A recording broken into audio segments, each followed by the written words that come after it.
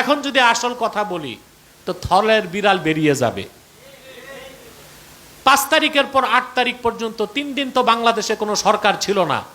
তখন তোমরা ভোটাভুটি ছাড়া বাংলাদেশ ইসলামী বিপ্লবের ডাক দিয়া খেলাফত রাষ্ট্র প্রতিষ্ঠিত কেন করো নাই? তার কারণ একটাই, জানি পশ্চিমাদের কাছে নাকে খত দিছো। খেলাফার রাজনীতিকে বিশ্বাস তোমরা করো না, ইসলামের রাষ্ট্র ব্যবস্থাকে বিশ্বাস করো না, শুধু ইসলামী রাজনীতির কথা বলে মানুষকে ধোঁকা দিচ্ছ, প্রতারণা করছ। মহিবুল্লাহ বাবুনগরীরে হুমকি দাও, তাকে বলে রয়ের এজেন্ট। মহিবুল্লাহ বাবুনগরী হচ্ছে জুনায়েদ বাবুনগরীর মামা। বাংলাদেশের ইতিহাসে জুনায়েদ বাবুনগরীর নাম লেখা থাকবে। বিগত ফেসিবাদী সরকার 100 কোটি টাকা দিয়েও তারে কিনতে পারে নাই। মহিবুল্লাহ বাবুনগরীকেও 100 কোটি টাকা দিয়া কিনা যাবে না। কথা একটু চোকা চোকা বলে লাগে, তাই বলে রয়ের এজেন্ট বানাই দিবা? তোমরা যারা পূজা মণ্ডপে যে লাড্ডু খাও, তোমরা হচ্ছ রয়ের সবচেয়ে বড় এজেন্ট। হিন্দুদের রক্ষার আন্দোলনে নামছো। ভারতে মুসলিমদের হত্যা করা হয়, তোমরা চুপ থাকো। মসজিদ শহীদ করা হয়, তোমরা চুপ থাকো। আর বাংলাদেশে হিন্দুদের রক্ষা করার ইজারা তোমরা নিয়ে নিছো।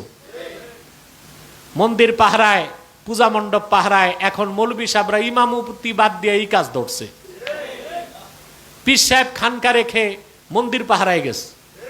রাষ্ট্রে পুলিশ নাই, সেনাবাহিনী নাই, আইন শৃঙ্খলা রক্ষাকারী বাহিনী নাই, তো এগুলো তারা রক্ষা করবে।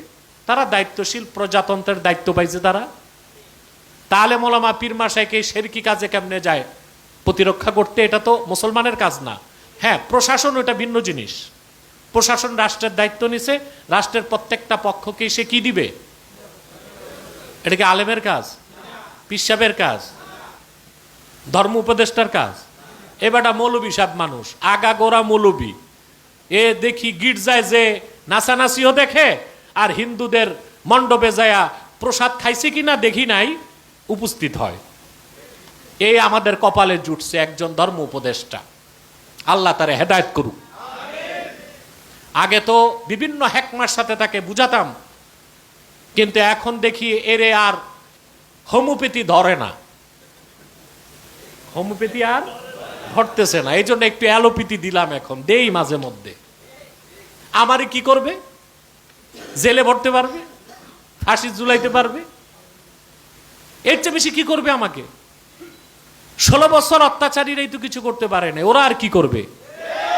সবচেয়ে বড়কে যে কাজটা করতে পারবে, মেরে ফেলতে পারবে, এর চেয়ে বেশি আর কিছু করতে পারবে না। কিন্তু যা সত্য, ন্যায়, ঈমান ও ইসলামের স্বার্থে বলার, তা আমরা বলেই যাব। হাত্তা আমুতা, আমি মৃত্যুর স্বাদ গ্রহণ করার আগ পর্যন্ত।